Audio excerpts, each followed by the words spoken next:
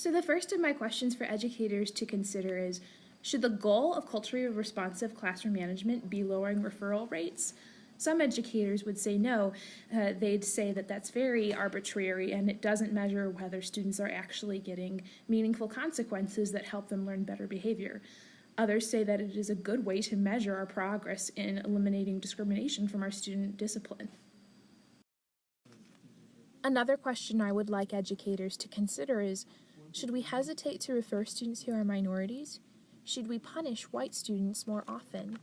Some educators would point to the value of commitment to lowered referral rates for a particular group as a system of accountability for eliminating biased management.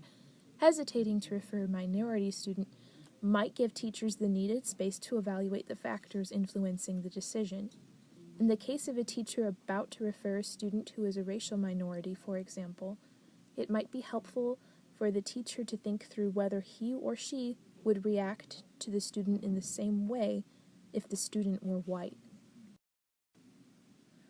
Other educators might point out that a referral rate is simply an arbitrary measurement of success in promoting anti-bias agendas in public schools.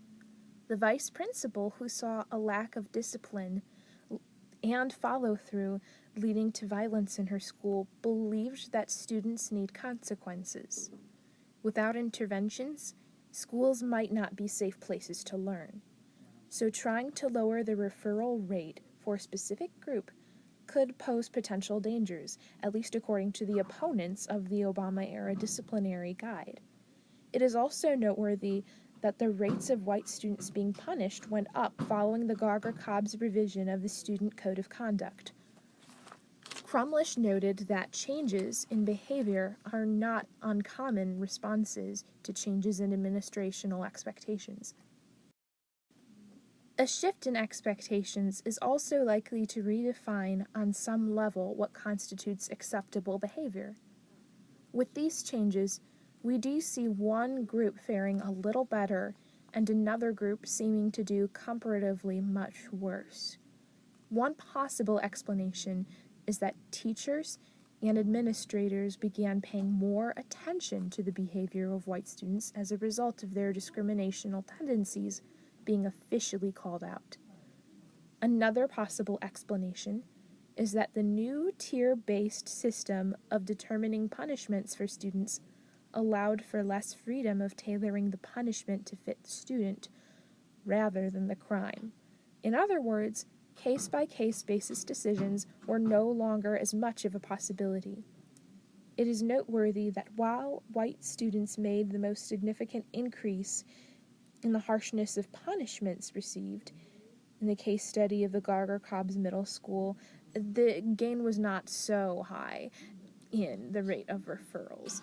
It was the harshness of the punishments, namely out-of-school suspensions, that was called to public attention through this dissertational study. This springboards right into my next question for educators. What might be the value of making disciplinary decisions on a case-by-case basis? How does this weigh against the potential for allowing bias to influence discipline? To give us one possible framework to work from as we answer this question, I'd like to use stories that my brother told of his own schooling experiences. When he was in high school, some of his friends who took advanced classes with him were favored highly by teachers, demonstrated more or less good behavior throughout their years of school, and had made it to their senior year without terrible incident, were caught committing petty theft at a local corner store. Now, these students were mostly football players. The school helped them get out of facing the many consequences that would come with having a criminal record associated to this small and rather stupid decision that could have changed their lives for the worse. In exchange, the school decided that these students would not be able to play football for the rest of the season. And note that these students, being seniors, were valuable members of the team. But the school decided that it was worth it to teach these students the value of acting in a fair way, the value of not stealing, the value of making good decisions, And this school understood the value of consequences for these students. This school acted in a way on a case-by-case basis by determining a punishment that fit the crime. They took away football from football players, but they also ensured that these students who were liked and respected by teachers and got good grades still received a punishment. My brother would compare that to a situation that he later observed in college. He currently goes to Wheaton. He heard about the young freshman who was dragged out onto the football field, tied up, and left with duct tape. He called the incident traumatizing, and the school expressed concern about their hazing policies. But, as my brother noted, the football players were still allowed to return to play football. This was distressful to my brother, who noted that his high school had taken away certain privileges from its football players who had committed a petty crime. But when another human being was harmed by football players at another school, well, the school still allowed them to play. The consequences did not seem to be very harsh, and my brother was alarmed by that.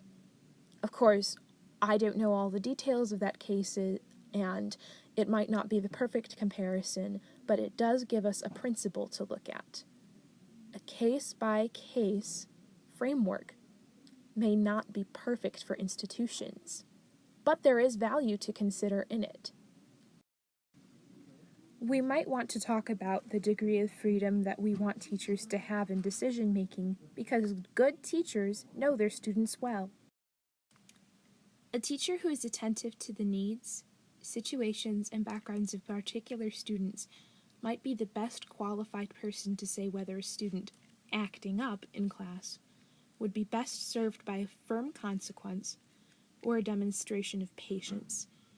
Many teachers are vocal about their wishes to be respected and trusted in the role that they have.